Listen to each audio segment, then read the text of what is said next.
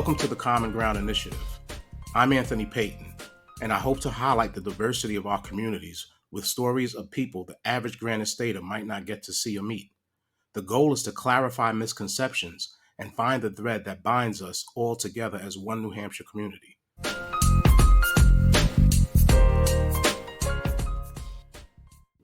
As we step foot into this new year and I continue crafting my year-end goals, I decided to reach back to a few young men from my past to get an update on where they are in life. I wanted to see if there was any advice that I could offer to them, or possibly have an exchange of ideas that could benefit us all. It turns out that they were doing well, but that wasn't the case for some of the younger generation. If I were to craft a blueprint to success for my younger self, or for the Black youth in New Hampshire, or anywhere for that matter, it would sound something like this. There isn't anything that will remove the struggles your lineage has suffered. However, please don't get caught up in victimhood or submerge yourself in the ills of the past. That can stunt your growth, and it won't allow you to blossom to the fullest of your potential. You'll be holding on to the anger and mistrust of our ancestors, and I truly don't believe those are the emotions that they want from us in this day and time. Our history should never be forgotten, but it's up to your generation to use it as fuel for success. We have too much sweat and blood spilled on American soil for us to stay stagnant. You have to not only exist, but thrive. We need to be setting up generations of success and growth. Talk to your peers and family about the importance of a good credit score, as well as home and business ownership. Pay it forward with the younger ones who will be coming up behind you. These jewels and keys to success have to be passed down. Please never settle into the mindset that you're owed anything. You have to work for it, and you have to work harder than others. This world isn't fair, and it tends to leave behind the stubborn and resentful. It burns the ones who refuse to adapt and acclimate.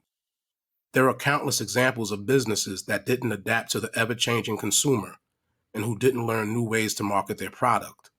Those businesses are now closed. Your open-mindedness and willingness to learn new things will be some of the traits that separate you from the masses.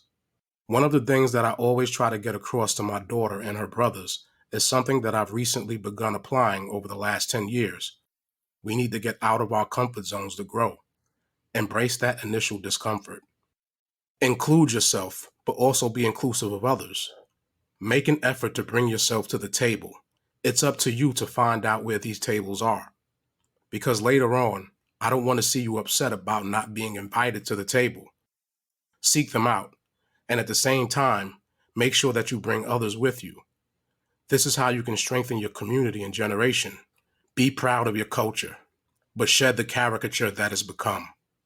If you don't believe that Black American culture sets trends and is fancied worldwide, just look to Japan, where some of their youth have trained their hair to grow afros and dreadlocks. Hip-hop culture has spread across the globe, and it's even in some of the most anti-American countries. Gun violence, disrespect of women, and embracing lawlessness aren't a part of your culture. These are some of the things that complacency has let in. You have a rich culture of creativity, love, strength, pride, and family. Your history has had its hands in plenty of higher education, and it has a deep history of creating generational wealth. This history is documented. Don't let other narratives fool you. Aspire to be the leader and uplifting citizen that you have the potential to be. Ultimately, your biggest opponent will be the reflection in the mirror. Not white America, not some boogeyman, not your past.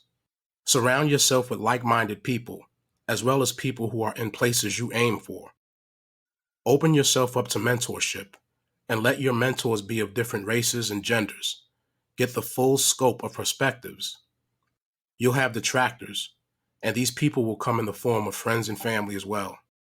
Rise above it and hold true to your beliefs.